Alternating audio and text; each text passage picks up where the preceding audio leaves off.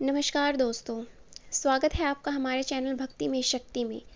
तो दोस्तों, आज की इस भागदौड़ में सब लोग यही चाहते हैं कि उन्हें ज़्यादा से ज़्यादा धन मिल जाए, लेकिन सवाल यही अटक जाता है कि आखिर कैसे हमारे दिन रात मेहनत करने के बाद भी बरकत नहीं होती और कभी-कभार जैसे तैसे व्यापार चलता भी है तो केवल गुजारे लायक ही आमदनी हो पाती है। तो दोस्तों, इसमें गलती हमारे घर की महिलाओं की भी है, क्योंकि उनसे अनजाने में कई ऐसी गलतियां हो जाती हैं जिनके अशुभ फल घर के कमाने वाले सदस्यों को भोगने पड़ते हैं। और इन समस्याओं का समाधान भी आप महिलाओं के हाथ में ही है। महिलाएं ही अपने पतियों की तरक्की में उनका साथ दे सकती हैं। लेकिन अगर आप ये सोचती हैं कि एक औरत होकर आप भला कैसे घर में बरकत ला सकती हैं और घर में बैठे बैठे भला कैसे पैसों की कमी दूर कर सकती हैं, तो अपनी गलती अभी सुधारिए और बागेश्वर धाम सरकार के बताए हुए आटे के वो उपाय देखिए जिसमें उन्होंने बताया कि कैसे रोटी बनाते समय सिर्फ एक चीज़ मिलाने से महिलाएं घर में बरकत ला सकती हैं। तो दोस्तों, एक औरत का सबसे ज़्यादा समय रसोई घर में ही बीतता है और रसोई घर से जुड़ी हुई कई ज़रूरी जानकारियाँ होती हैं जिन्हें हर औरत को पता होना चाहिए। और अगर घर की स्त्रियां चाहे तो वो कई ऐसे उपाय अपने रसोई घर में कर सकती हैं जिन्हें करने के बाद वो अपने घर में बरकत ला सकती हैं। जैसे कि रसोई घर में हर औरत तवे और कढ़ाई का इस्तेमाल तो करती ही है, लेकिन ये तवा और कढ़ाई जब गलत तरीके से इस्तेमाल किए जाते हैं तो आपका राहु दोष बढ़ सकता है। और राहु के बढ़ने का मतलब है आपके पति और आपके बच्चों का गलत संगत में, गलत व्यसनों में पड़ जाना। तो जैसा कि रसोई घर में कभी भी तवा और कढ़ाई को जूठा बिल्कुल भी ना छोड़ें। सबसे पहले तो रात को हमेशा अपनी रसोई घर की सिंक को साफ करके सोना चाहिए। आप कभी भी अपनी सिंक में जूठे बर्तन छोड़कर ना सोएं।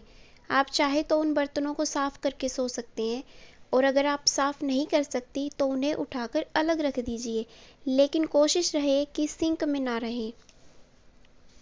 दूसरी बात यह है कि अपने घर की तवा और कढ़ाई को कभी भी जूठे बर्तनों के साथ ना रखें। अगर आप ऐसा करते हैं तो आपका राहु एक्टिव हो जाएगा और आपको परेशानियां झेलनी पड़ेंगी। आपके घर में तंगी हो जाएगी और पैसा पानी की तरह बहने लगेगा। अब जैसे इलेक्ट्रॉनिक आइटम आपके घर में होते हैं, और अगर आपका राहु बिगड़ता है तो अपने घर से खराब इलेक्ट्रॉनिक आइटम जल्दी हटा दीजिए। तो इस्तेमाल करने के बाद तवा और कढ़ाई आपको ना तो गैस पर छोड़नी है और ना ही इन्हें उल्टा करके या फिर किसी दीवार के सहारे खड़ा करके रखना है। इन बातों का खास ख्याल रखें कि तवे पर बनाई गई पहली रोटी हमेशा गौ माता की होनी चाहिए, और इस्तेमाल करने के बाद तवे और कढ़ाई को साफ करके और पोंछकर उसे सीधा करके ही रखें।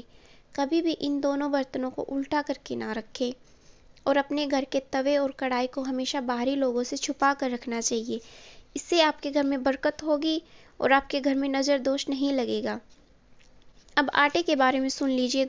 तो दोस्तों, हम लोग अपने घर में हर रोज़ रोटियां बनाते हैं।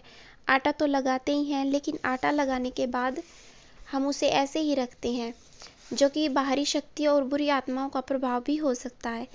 किंतु हिंदू धर्म में ये मान्यता है कि जब कोई व्यक्ति मर जाता है और उसकी आत्मा की मुक्ति के लिए पिंडदान दिया जाता है, तो पिंडदान में आटे की गोलियों का इस्तेमाल होता है, और अगर आप आटे की गोली बनाकर रखते हैं तो यह पिंड मानी जाती है। और इससे आपके घर में नकारात्मक शक्तियों का प्रभाव हो सकता है।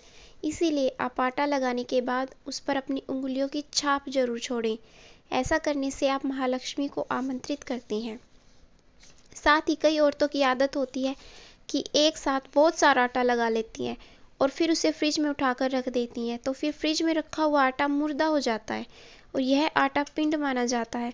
और अगर आप लंबे समय तक ऐसा करती है तो यकीन कीजिए आपके घर में कोई ना कोई बाहरी हवा या कोई नेगेटिव शक्ति जरूर आती है, और इस आटे की रोटियां खाने से आपके जॉइंट्स में पेन होने लगेगा और आपको गठिया की समस्या भी हो सकती है।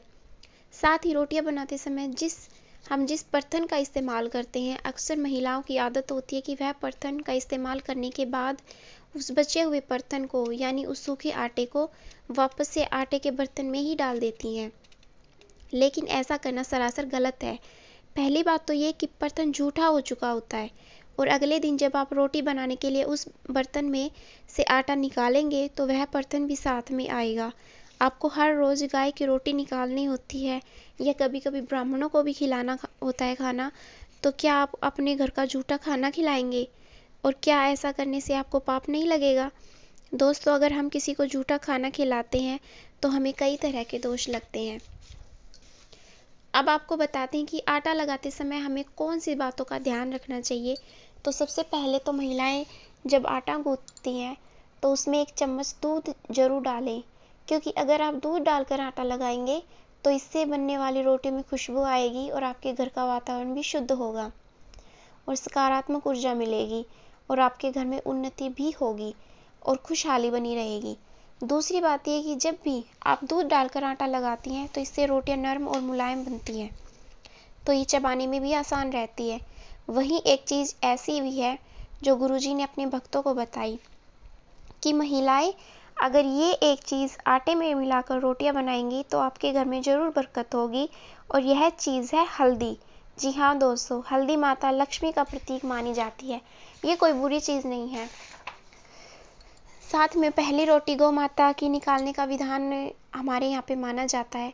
तो ये हल्दी वाली रोटी जब आप गौ माता को खिलाएंगे तो आपका बृहस्पति ग्रह मजबूत होगा, और जब बृहस्पति ग्रह मजबूत होगा तो लक्ष्मी नारायण की सीधी कृपा पर होगी। इससे आपके घर में न केवल बरकत होगी बल्कि खुशहाली भी रहेगी और वास्तु दोष भी खत्म हो जाएंगे।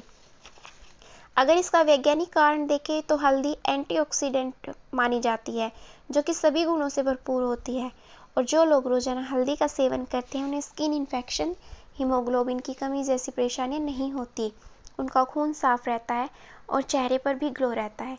तो थैंक यू दोस्तों, ये थी हमारी आज की वीडियो। आपको कैसी लगी? वीडियो को लाइक करना, शेयर करना और हमारे चैनल को सब्सक्राइब करना। जय श्री राम।